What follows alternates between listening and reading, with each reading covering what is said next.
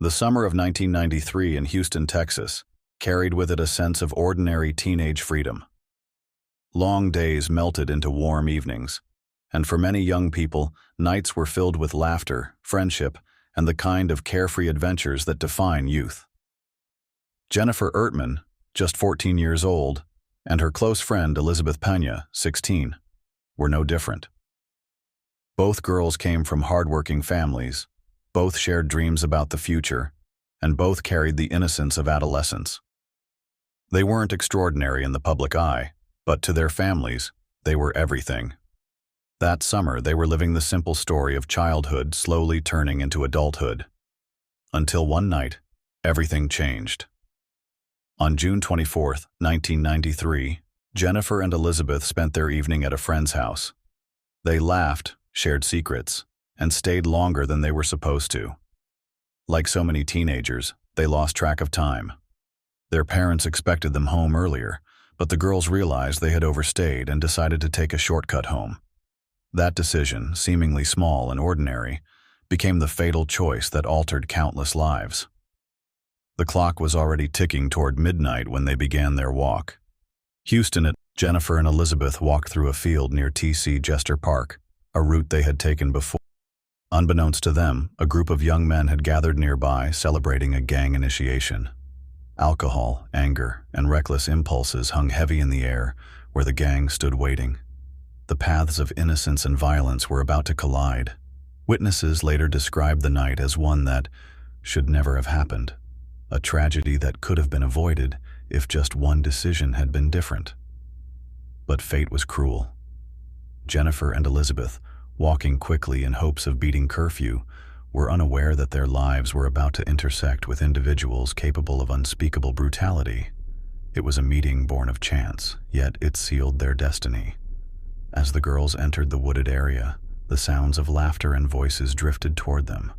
They didn't know who these people were, or what they wanted. In that moment, the girls were just trying to make it home, never realizing danger was steps away. What happened next would become one of the most chilling crimes in Houston's history. When their families later recounted that night, they spoke of unease. Jennifer's parents especially had grown concerned when the clock passed curfew and their daughter had not returned. Elizabeth's family felt the same, pacing the floor and staring at the door, waiting for the familiar sound of footsteps that never came. At first, there was frustration, the kind that all parents feel when teenagers disobey. But soon, frustration turned into dread. The minutes stretched endlessly, and worry began to consume them. What no one knew at the time was that Jennifer and Elizabeth were already trapped in a nightmare. While their families waited at home, imagining excuses or harmless reasons for the delay, the girls had fallen into the clutches of something darker. This wasn't just another night. This wasn't just another case of teenagers breaking curfew. This was the beginning of a tragedy so shocking, it would haunt the city of Houston for decades to come. The innocence of that summer night was gone. In its place, a chilling story was unfolding. One that would leave families shattered, a community shaken, and the entire nation asking how such horror could happen to two ordinary girls on their way home. As Jennifer Ertman and Elizabeth Pena made their way through the darkened path, they could not have imagined that just ahead, a group of young men were gathering for a night that would forever change history. This group wasn't there by chance. They were members of a street gang, restless and eager to prove their loyalty through violence. That night was meant to mark the initiation of one of their own, and the atmosphere was charged with tension, alcohol, and rage. For Jennifer and Elizabeth, this chance encounter would become their worst nightmare. The gang, later identified by investigators, had already been drinking heavily, their judgment clouded, and their intentions dark. What began as laughter among themselves quickly turned to something sinister when they noticed the two young girls walking nearby. To the gang members, this was not just coincidence. It was opportunity. To Jennifer and Elizabeth, it was simply the fastest way home. Two worlds collided in the shadows, and fate tilted toward tragedy. Accounts later revealed that the girls may have heard voices but pressed forward, unaware of the danger. The gang noticed their presence almost instantly. Whispers turned into shouts, and before long, Jennifer and Elizabeth were surrounded. The girls had no chance to flee. They were outnumbered, overpowered, and trapped by a circle of hostility. What unfolded in those moments remains among the most chilling crimes in Houston's history. The gang, driven by a toxic mix of bravado and cruelty, subjected the girls to unthinkable acts. Their laughter was replaced by screams, the night air carrying echoes of a brutality that no community could have prepared for. Jennifer and Elizabeth, once filled with youthful joy only hours earlier, were now fighting against merciless torment. Meanwhile, their families remained at home. They didn't know that just a short distance away, their children were enduring a nightmare that would soon shatter their world. The girls' innocence was destroyed in those woods. The gang's violence was relentless, and the cruelty went far beyond anything most could comprehend. As dawn crept closer, the lives of Jennifer and Elizabeth were slipping away, and the shadows of the night concealed the aftermath of the crime. Their bodies, left hidden, would remain undiscovered for days. For the gang, the night ended with arrogance and a chilling lack of remorse. They celebrated what they considered an accomplishment, as though they had proven their worth in some twisted code of loyalty. To them, it was a rite of passage. To the world, once the truth was revealed, it was an act of unspeakable evil. This was no ordinary crime. It wasn't just violence. It was cruelty beyond measure, inflicted on two innocent girls whose only mistake was taking a shortcut home. The brutality of that night would not stay buried in the woods. It would erupt into the public's conscience, shaking the foundations of justice and leaving families broken. By the time morning came, Houston carried on with its usual rhythm. Commuters filled the highways, children played in neighborhoods, and life appeared normal. But beneath the surface, The night of June 24th stretched into the early hours of June 25th, and what happened in that narrow window of time became one of the most haunting stories in Houston's history. For Jennifer Ertman and Elizabeth Pena, the shortcut they took was supposed to bring them home faster. Instead, it brought them face to face with a gang whose hunger for violence overshadowed every trace of humanity. Surrounded and outnumbered, the girls had little chance to escape. Their cries for help were muffled by the night, their struggles powerless against a group that had already decided their fate. What followed was an ordeal so brutal, investigators would later describe it as one of the most chilling crimes they had ever encountered. The gang members treated the girls not as human beings, but as objects to be conquered. Every passing minute was filled with cruelty, the kind that leaves scars not only on the victims, but on the entire community once the truth comes out. Jennifer and Elizabeth endured humiliation, violence, and fear beyond measure. Their youth and innocence, which had defined them only hours earlier, were stripped away in the darkness of those woods. Meanwhile, back in their homes, the girls' parents still waited anxiously. The clock kept ticking past midnight, past 1, past 2. Anger at missed curfews gave way to dread. Every parent knows the sinking feeling when a child does not return on time. That night, both the Ertman and Peña households paced the floor, dialed phones, and prayed for the sound of a familiar knock at the door. None came. In the woods, the gang's violence escalated. To them, this was a test of loyalty, a perverse demonstration of strength. To the girls, it was the end of innocence and the end of life as they knew it. They begged for mercy, but mercy was not part of the plan. The gang was united in cruelty, each action feeding the next, until the night became an endless spiral of brutality. By the time the horror ended, Jennifer and Elizabeth's lives had been extinguished. They were silenced, left in the shadows of the woods, their dreams and futures stolen. The gang, showing no remorse, walked away as if what they had done was nothing more than an initiation ritual. In their twisted world, it was a victory. To everyone else, once revealed, it would be a tragedy that would shake the conscience of the nation. The sun rose over Houston the next morning, casting light on a city that had no idea of the evil that had occurred only hours before. Jennifer's parents prepared for another day, but their daughter's room remained empty. Elizabeth's family clung to the hope that maybe she had stayed overnight at a friend's house. They had no way of knowing that the woods near T.C. Jester Park already held the truth, a truth too painful to imagine. For 4 long days, Jennifer and Elizabeth's families searched, Flyers were posted, neighbors were asked, and calls were made to friends. Each unanswered question added weight to the fear that something was terribly wrong. At the same time, the gang members went about their lives, carrying their secret without guilt. Their arrogance was as chilling as their crime, for they believed no one would ever discover what they had done. But secrets have a way of surfacing. And when the truth of that night finally came out, it would ignite outrage, sorrow, and demands for justice, like few cases before it. The horror of June 24th could not remain hidden. It was about to erupt into the lives of everyone connected to Jennifer Ertman and Elizabeth Pena. The morning after Jennifer Ertman and Elizabeth Pena failed to return home, their families woke up to a world already filled with worry.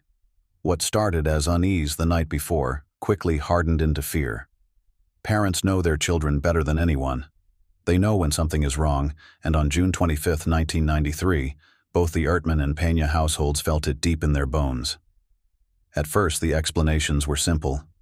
Maybe the girls had stayed too long at a friend's house. Maybe they had fallen asleep watching movies or lost track of time. Parents often tell themselves these stories to keep the fear at bay. But as the hours passed, those explanations lost their grip. No phone call came. No knock on the door. The beds of Jennifer and Elizabeth remained empty, and the silence in their homes was unbearable. By noon, both families had begun searching. Calls were made to friends, neighbors, and relatives. Everyone was asked the same desperate question: have you seen Jennifer? Have you seen Elizabeth? Each answer was the same: no. Flyers were quickly made, photos copied, and details written in large, bold letters. These weren't just names on paper. They were daughters, sisters, and friends. The urgency in the family's voices made it clear: something was terribly wrong. As day turned into evening, the search grew frantic. Parents retraced every possible route their daughters might have taken home.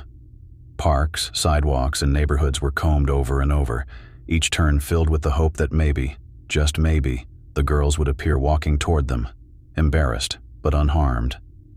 But each search ended the same, empty-handed and broken-hearted. Police were contacted, though in the beginning, officers treated the disappearance as they often do with teenagers. Many times teens simply run away or spend nights with friends without telling their parents. But Jennifer and Elizabeth weren't that kind of teenagers. Their families insisted that this was not typical behavior, that their girls would not simply vanish without a word. By the second night, fear consumed both families.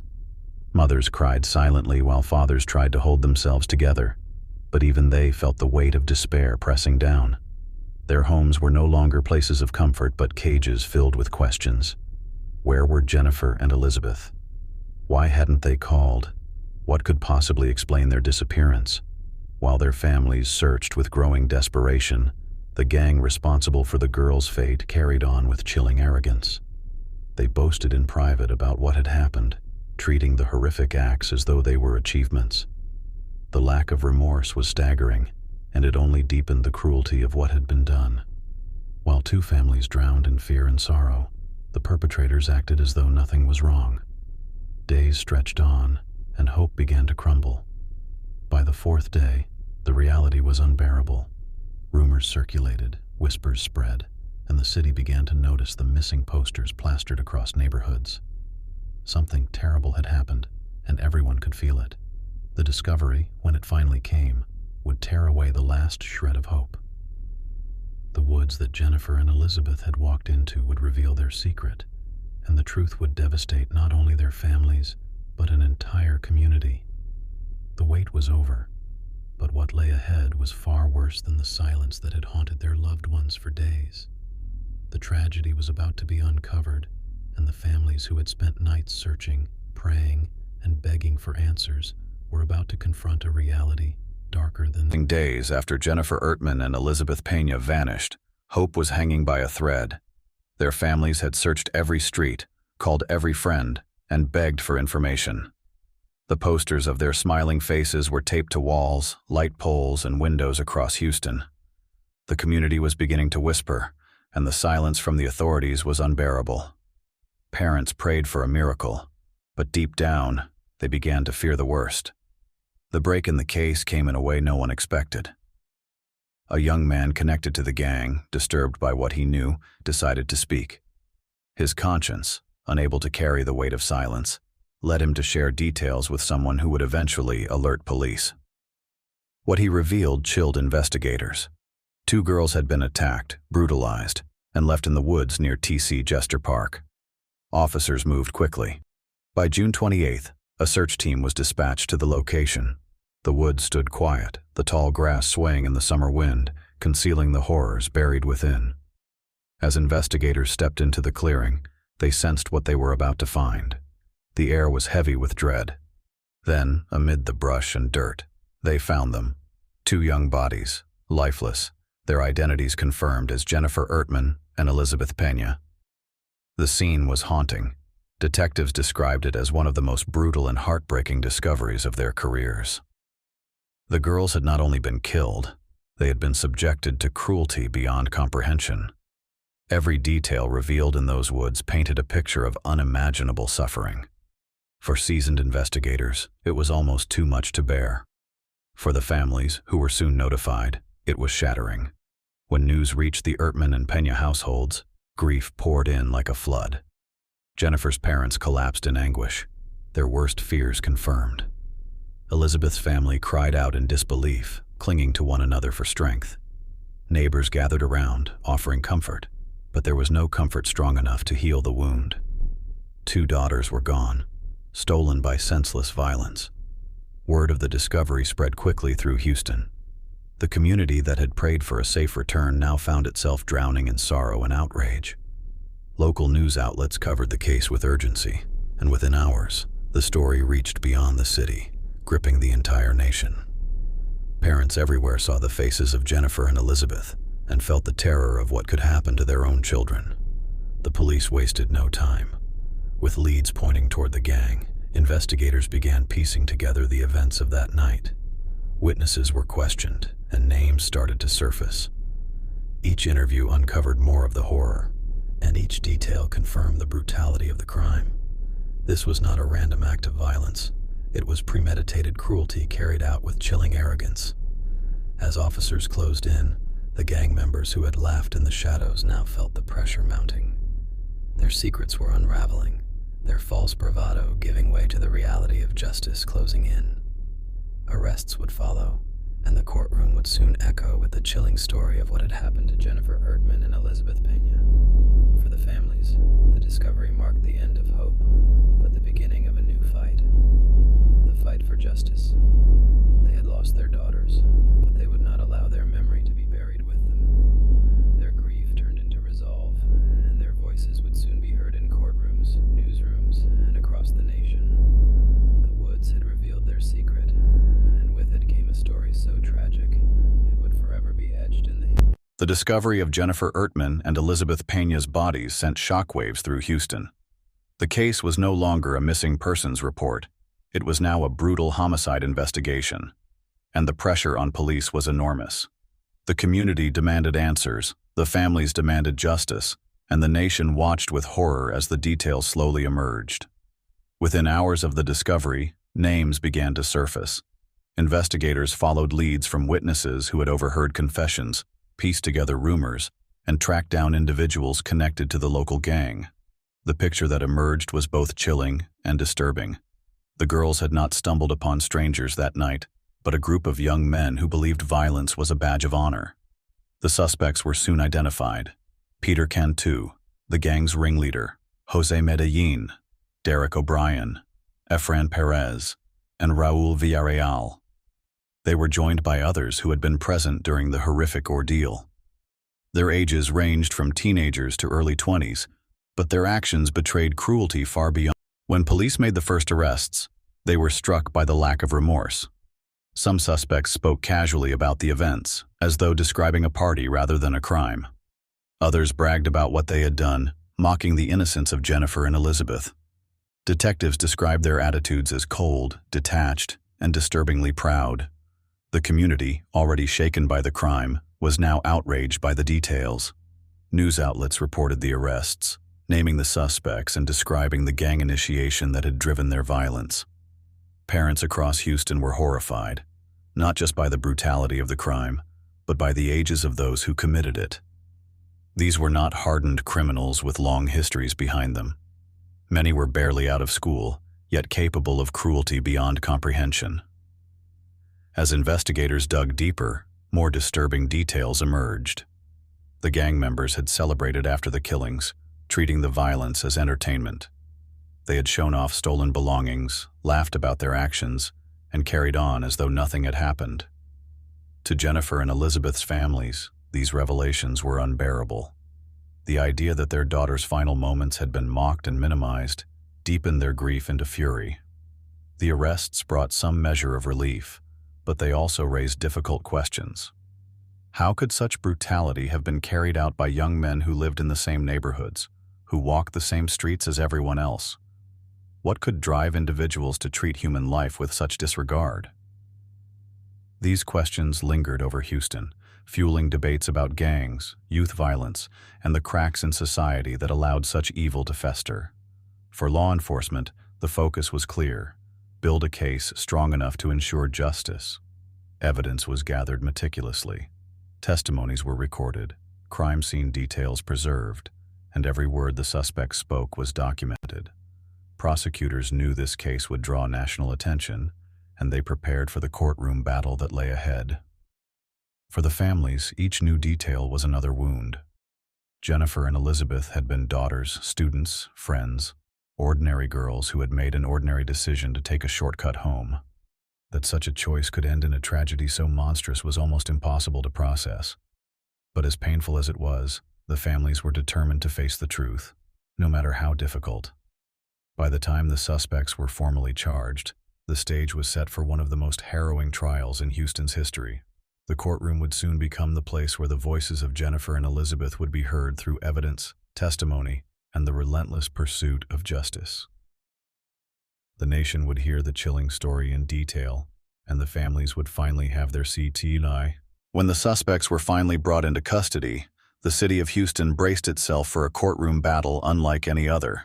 The brutality of the crime had already shocked the public, but the trial would expose every detail, every testimony, and every piece of evidence in a way that made the horror impossible to ignore. For the families of Jennifer Ertman and Elizabeth Pena, it was both a pursuit of justice and a painful reopening of wounds that had barely begun to heal. From the moment proceedings began, the courtroom carried an atmosphere heavy with sorrow and anger.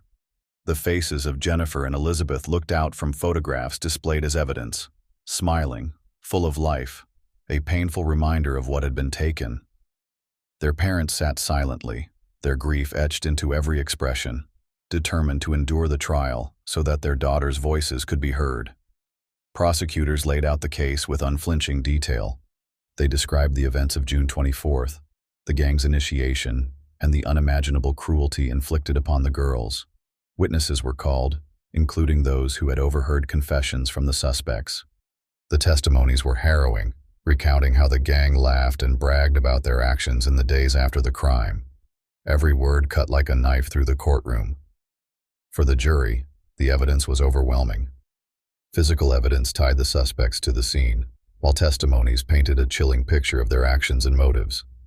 Prosecutors did not shy away from describing the violence. They wanted the jury to fully understand the depth of the cruelty, the lack of mercy, and the deliberate choices made that night. This was not a crime of impulse. It was a crime of arrogance, carried out with shocking pride. The defense attorneys struggled to counter the mountain of evidence. Some argued that their clients had been influenced by alcohol or peer pressure. Others tried to minimize their roles in the crime. But these arguments fell flat in the face of the sheer brutality of the acts described. There was no excuse strong enough to erase the horror of what had been done. The most powerful moments of the trial came when the families spoke. Their victim impact statements were filled with raw emotion, describing the void left by Jennifer and Elizabeth's absence. Parents spoke of birthdays never celebrated, milestones never reached, and futures stolen. Their voices trembled with grief, but carried the weight of truth. Their daughters were gone, and nothing would ever bring them back. The courtroom fell silent as those words echoed, leaving even hardened observers shaken. Throughout the trial, The suspects often sat with little expression, their lack of visible remorse adding to the outrage. For the families, it was unbearable to watch the young men who had destroyed their lives. Read, the courtroom erupted with emotion. When the verdicts were finally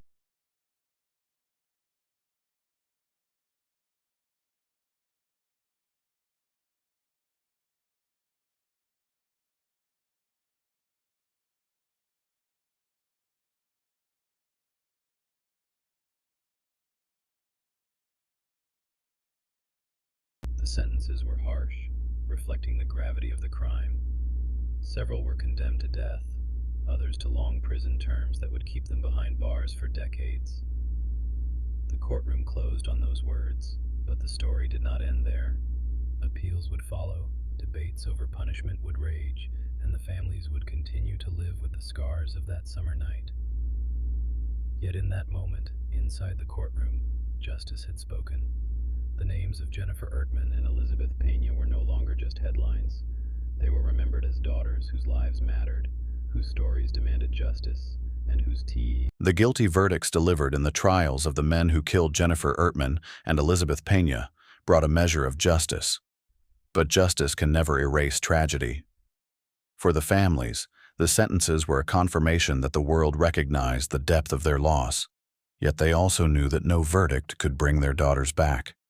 What remained was grief, endless, raw, and permanent. The punishments were some of the harshest the courts could deliver. Several of the gang members were sentenced to death, while others received life behind bars. The judge's words carried weight, but for Jennifer's and Elizabeth's parents, the reality was bitter. Their daughters' laughter would never again fill their homes. Their futures had been stolen, and their lives had been defined by cruelty in a way no family should endure. Houston, too, felt the impact. The community had followed the case closely, gripped by every headline and every courtroom update. Vigils were held, candles lit, and prayers offered in memory of the girls. Their names became symbols of innocence lost, reminders of how quickly safety could vanish and how evil could lurk in the most ordinary of nights. As the years passed, appeals were filed by the convicted men. Legal teams fought to overturn sentences, arguing technicalities and human rights issues. Each appeal dragged the families back into courtrooms, reopening wounds that had barely begun to close. Jennifer's and Elizabeth's parents became unwilling veterans of the justice system, forced to relive the details again and again. But they did not remain silent. They spoke out, advocating for victims' rights, pushing for faster appeal processes, and making sure their daughters' names were never forgotten. Their strength became a beacon for other families who had endured similar tragedies. Though broken by grief, they transformed their pain into a fight for justice that extended beyond their own case. When the executions finally became as a necessary consequence for crimes so brutal, while others questioned the death penalty itself. The families, however, saw them as the final chapter of accountability. They had endured enough trials, enough hearings, enough appeals. What they wanted was closure, though closure is a word that feels hollow when spoken to grieving parents. Each execution brought headlines once more. Reporters recalled the horror of that night in 1993, the brutality in the woods, and the shocking arrogance of the killers. Once again, Jennifer and Elizabeth's faces appeared on screens and in newspapers, smiling in photographs taken long before their lives were stolen. Each time, the public was reminded of the fragility of safety and the devastating cost of violence. Today, the story of Jennifer Ertman and Elizabeth Pena remains one of the most haunting true crime cases in American history. It is told not only as a tale of brutality, but also as a warning, a reminder of the dangers that can exist in the shadows and the importance of protecting the vulnerable. For their families, the pain never truly ended. Birthdays came and went, anniversaries passed, and milestones were missed. Two young girls who should have grown into women, who should have built careers, raised families, and lived full lives, were denied all of it. What remains is memory, beautiful, cherished, but forever tinged with sorrow. And for Houston, the case still lingers in collective memory. It is spoken of in documentaries, in courtrooms, and in hushed conversations among parents who warn their children about the risks of walking alone at night. Jennifer and Elizabeth's story is a chilling legacy that continues to resonate, not because people want to remember the horror, but because they want to honor the victims. The tragedy of June 24, 1993 cannot be undone, but in remembering Jennifer